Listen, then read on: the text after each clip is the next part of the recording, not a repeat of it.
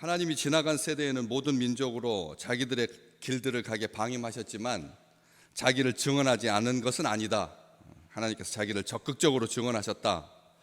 뭐냐? 여러분에게 하늘로부터 비를 내리시는 것. 우리가 생각하는 비 많은 나라에서의 일상적인 그런 축복이 아니라 이 하늘로부터 비를 내리시는 것은 생명과 직결된, 아주 생존과 직결된 최고의 축복이다. 비로 말미암아 모든 것이 다 가능하니까. 그리고 결실기를 주신다. 이 부분이 하나님께서 우리에게 결실기를 주신다, 열매를 주신다 하면 확실히 딱 드러날 텐데, 바울은 그것을 결실기라고 하는 이 용어를 사용하고 있습니다. 이 결실기라고 하는 것은 비교적 길게 지속된 계획이나 일의 결과가 드러나는 시기를 비유적으로 말하기도 하고 실제적으로 말하기도 하고, 비유이기도 하면서 실제이기도 하는 것이죠. 오랫도록 길게 준비한 계획이 드러나는 것, 일의 결과가 드러나는 것, 참 중요한 겁니다. 왜냐하면 이 결실기를 주신다라고 하는 이 축복, 비를 내리시고 결실기를 주신다라고 하는 이 축복이 이 설교를 듣고 있는 사람들, 생애 처음으로 하나님의 말씀을 하나님의 사자로부터, 하나님의 예언자로부터, 하나님의 대언자로부터, 하나님의 사람으로부터, 바울로부터 듣고 있는데, 광장에서, 시장 어귀에서 들으면서 살고 있던 그들의 삶이 호전적이었다라고 하는 이 말은, 사람들이 호전적이다. 왜 호전적이냐? 땅이 비옥하지 않기 때문에 그렇습니다. 호전적인 이유가 그냥 왜 이 지구상에 존재하고 있는 사람들이, 어떤 특정한 지역에 있는 사람들은 성격이 그렇게 사나울까? 어떤 지역에 있는 사람들은 온순할까? 이렇게 일반화시킬 수는 없죠.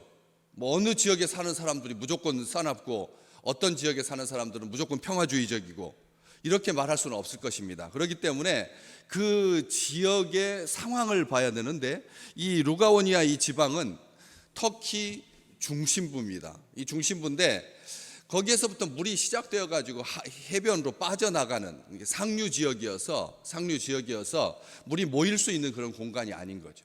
상류 지역의 특성은 물이 모일 수 있는 그런 특성이 없을 뿐만 아니라, 또 한 가지는 소금기가 땅에 많아 가지고 농작물이 잘 안 되는 그런 지역입니다. 그러다 보니까 이제 목축을 하게 되는 거죠.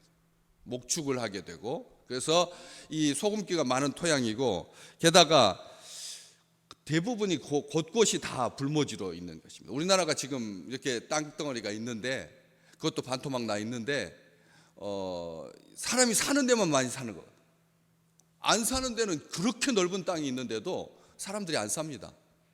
큰 도시로 중심으로만 사람들이 살고 있는 것이죠. 그러다 보면 오래도록 사람들이 관리를 하지 않게 되니까 다시 한번 땅이 불모지화되는, 똑같은 넓이의 땅인데도, 더 넓은 땅인데도 사람들이 관심이 가는 땅이 있고 그렇지 못한 땅이 있는 것이죠. 그래서 그런 땅입니다. 이런 지역에 하나님께서 열매를 주신다 하면 얼마나 좋습니까? 딱 색깔이 분명해지죠. 하나님께서 열매를 주신다고 하면 색깔이 분명해집니다. 이게 축복이다라고 하는 것을 압니다. 그런데 이 사람들이 열매가, 그러다 보니까 이제 손에 딱 잡히는 것, 즉각적인 결과들, 사람들이 성격이 다급해진 이유는 거기에 있었던 것이죠. 호전적이고 성격이 급해진 것은 눈에 보이는 열매만을 추구했기 때문에. 바울은 말합니다. 하나님께서 자기를 적극적으로 증언하셨다, 하늘에 비를 내리신다. 정말 찌질찌질한 거죠. 이 전쟁 좋아하는 사람들에게 비 내린다라고 하는 것은 그게 무슨 의미인데? 번개가 났지, 태풍이 났지요. 사람의 성격이 굉장히 극단적이 되는 겁니다. 인생 살다 보면 사람들이 조급해지고 다혈질이 되고, 그 다음에 호전적이 되는 이유가 이런 거 좋아하는, 서로 상호간에 연결이 돼 있는 겁니다. 그런 사람들은 그런 거 좋아하죠. 비 내리는 것, 하늘에서부터 비 내리는 것 감질나서 뭐 시간당 몇 미리 이렇게 쏟아붓지 않는 한 비로 취급되지도 못하는, 사막에 비가 내리거든요. 사막에 비가 내립니다. 지구의 육지 가운데 거의 50%가 사막화돼 가고 있습니다. 지금 하나님 주신 땅이 인간들의 탐욕으로 말미암아 점점 사막이 넓어지고 있는 거죠. 그 사막에도 하나님은 여전히 똑같이 비를 내려주십니다. 근데 그것을 땅이 감당하지 못하는 거죠. 땅이 감당하죠. 1년 전체 내리는 비가 뭐 2cm다. 이것은 비가 안 내리는 것으로 사람들은 생각합니다. 근데 하나님께서 비를 내려주고 계시는 거죠. 그걸 소중히 알고 그것이 온전하게 땅으로 돌아갈 수 있도록 사람들이 탐욕을 버리면 이게 충분히 가능한 비인데도 불구하고 사람들이 이용을 못하고 있는 것이죠. 그렇기 때문에 하늘에 내리는 비는 이 지역 사람들에게 하나님께서 자기를 증언하신 것으로 한 번도 생각해 본 적이 없었던 겁니다.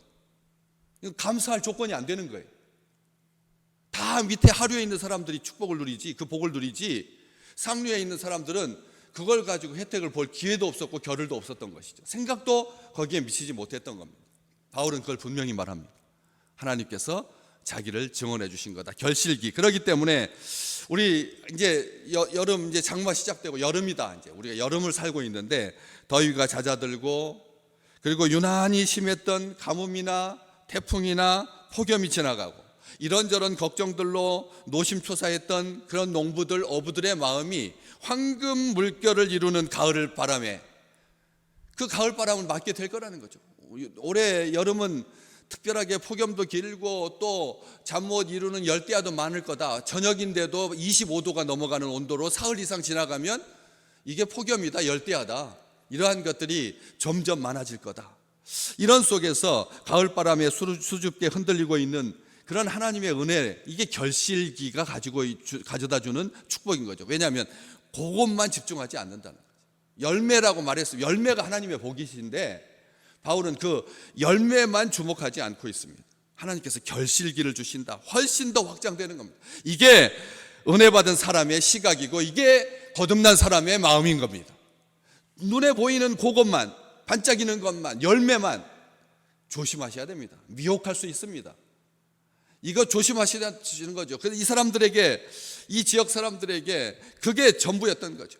수단, 방법 가리지 아니하고 과정은 헐값에 넘겨버리고 결과만, 결실만, 열매만, 성과만, 온 세상이 뭐로 가도 서울만 가면 된다. 우리 목사님 말씀하셨던 것처럼 그런 말들이 그냥 일반화되어 있는, 꽁 잡는 게 매다. 이게 세상이 가르쳐주는 열매에 대한 지향성인 거죠. 열매만 추구하는 겁니다. 하나님의 백성은 그리 살지 아니하죠.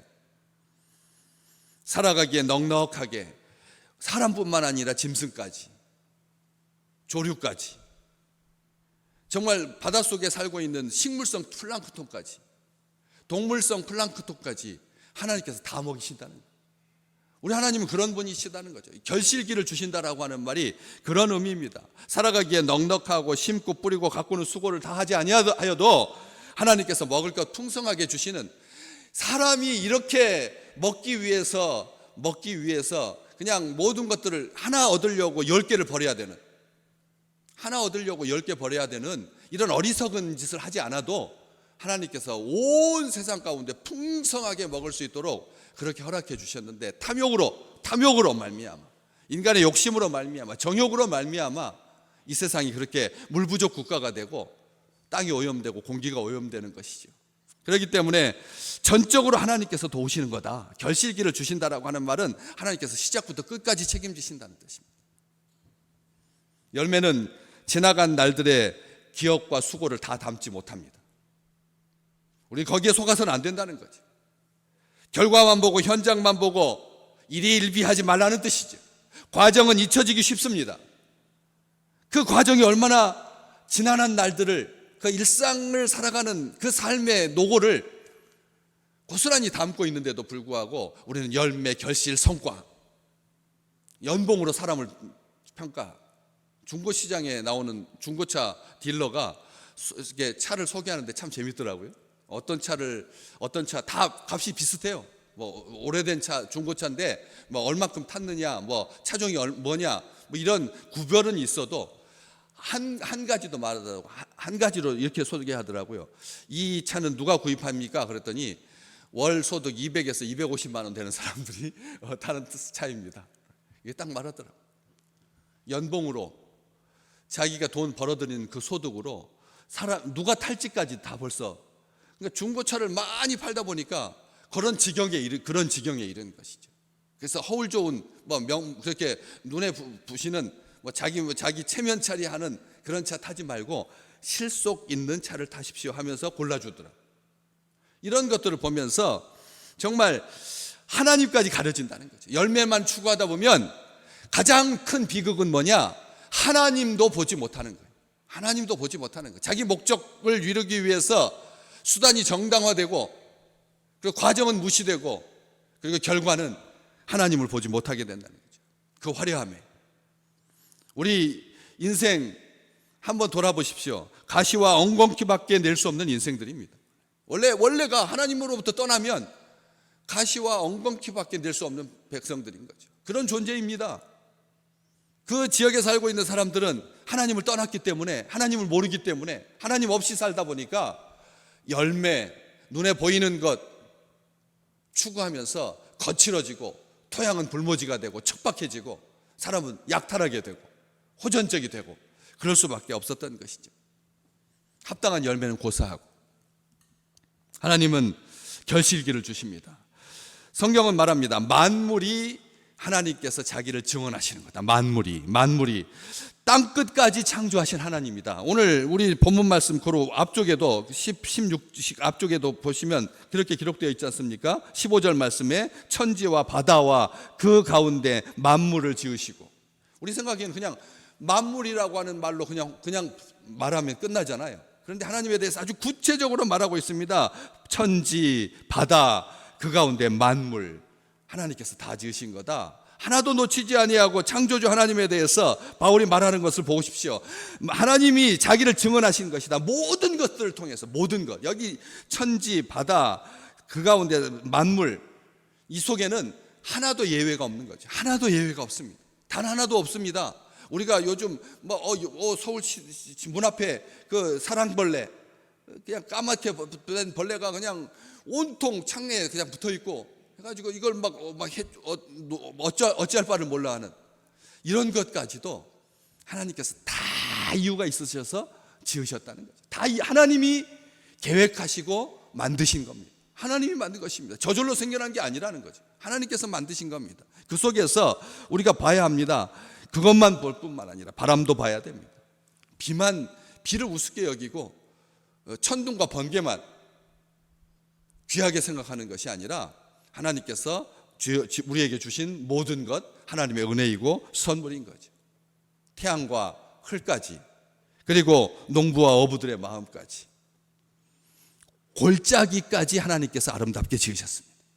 우리는 아시잖아요. 우리 앞에 설교 강다상 뒤에 생화로 하면은 너무 자주 한 주 두 주 만에 갈아야 되니까, 그래서 오래도록 볼 수 있도록, 그 다음에 또 이 모니터에 흰색 대리석이 반사되지 않도록 조화로 만든 것으로, 인공으로 식물을 대나무로 지금 이렇게 쭉 해놨잖아요. 그런데 대나무 뒤에 보면 대나무 밑에 보면 뭡니까? 대나무 뒤에는 없어요. 대나무 뒤는 신경 쓰지 않는다니까. 온 세상이 가는 방향이 그렇습니다. 앞에는 제대로 잘 꾸미는데 뒤까지 신경 쓸 겨를이 없는 거예요. 제가 언젠가도 말씀드렸잖아요. 뒷모습이 정직한 사람이 아름다운 거다. 유경수 여사가 박정희 대통령이 부모님 인사드리고 나가면서 군화 신을 때 그 뒷모습이 정직했기 때문에, 정직하다. 뒷모습이 정직한 사람이 진짜 정직한 사람. 근데 우리는 앞 꾸미면 잘해요. 뒤는 신경 쓸 수가 없어요. 가면은 다 앞에만 있지, 뒤까지 가리는 가면 보셨어요? 그냥 통째로 뒤집어 쓰는 것이야. 그런 거 말고 가면은 앞을 가리지 얼굴만 가리잖아. 세상이 그렇게 잠깐의 눈속임으로 자기의 정체성을, 자기를 꾸민다라고 생각하는데 굉장히 어리석인 거죠. 닭이 몸뚱아리는 다 내놓고 고개만 문속에다 돌바위에다 쳐박고 있으면 숨은 걸로 알고 있는, 뒤에 몸뚱아리가 다 드러나 있는데 얼굴만 가리면 다 가린 줄 아는, 이런 속에서 우리 주님께서, 하나님께서 골짜기까지 아름답게 하셨다. 숨겨진, 잊혀진, 지나간 날들의 아름다운 충성을 가진 여러분을 하나님께서 귀하게 보신다는 것. 지금 젊은 다음 세대가 열심히 일할 수 있도록 그렇게 뒤에서 격려하는 후원자, 격려자, 동역자, 그런 삶의 뒤편에 우리가 젊은 날 정말 하늘을 훨훨 날아다녔잖아요. 얼마나 충성했는데, 얼마나 아름다운데. 그런데 하나님께서 골짜기까지 다 관리하고 계시. 거기에도 물이 흐르게 하시고, 거기에도 바람이 울주시고, 거기에도 햇빛 들게 하시고, 거기에서 생명이, 열매가, 결실이, 그래서 결실기를 주시는 하나님. 우리 하나님, 그 하나님이 지금 살아계셔서 선하신 하나님이시고, 여기 그렇게 되어 있잖아요. 17절 말씀 중반부에 선한 일을 하시는 거다. 그게 선한 일이다. 하나님께서 막 가스 수용시소에서 600만 명 중에서 10%를 끄집어내서 선한 게 아니라, 쉰들러 리스트처럼 쉰들러의 그 명단에 적혀 있는 그 사람들의 그 사람들의 숫자, 나중에 그게 다 선한 일이 아닌데, 그건 아무것도 아닌데 자기가 그 주인공이 말하잖아요. 정말 내 반지 요거 하나만 더 뺐으면 사람 2명 더 구할 수 있었는데, 자기가 끼고 있었던 그 반지 도로 위에다 올려놓으면서 이거면은 2사람 더 구할 수 있었는데, 그렇게 안타까운 심정으로 그렇게 말하잖아요. 우리 하나님 싹 다 구원하실 수 있죠. 한 명도 죽지 않게 하실 수 있습니다. 하나님 손 안 대고도 저도 자기들끼리 싸워가지고 17만 명을 죽게 하셨는데, 하나님은 그런 하나님이신데, 천지를 지으신 우리 하나님, 비를 내려주시고 결실기를 주시는 이 일반 은총, 세상 사람도 누구나 알 수 있도록 하나님께서 허락해 주신 이 특별한 은혜를 오늘 우리 믿음의 백성들도 감격하는, 특별하게 생각하는, 결실기를 주시는 그 과정을 소중하게 여기시고, 결과까지, 처음부터 과정과 결과까지 전체를, 세상 사람들은 그렇게 못합니다. 앞부분은 열심히 하고 중반에는 자기 힘이 떨어져서 못하는 거죠. 하나님은 그렇지 않다는 것이죠. 한결같이 이루시는 그런 놀라운 하나님의 축복이, 하나님의 은총이 가득하시기를 주의 이름으로 축복합니다.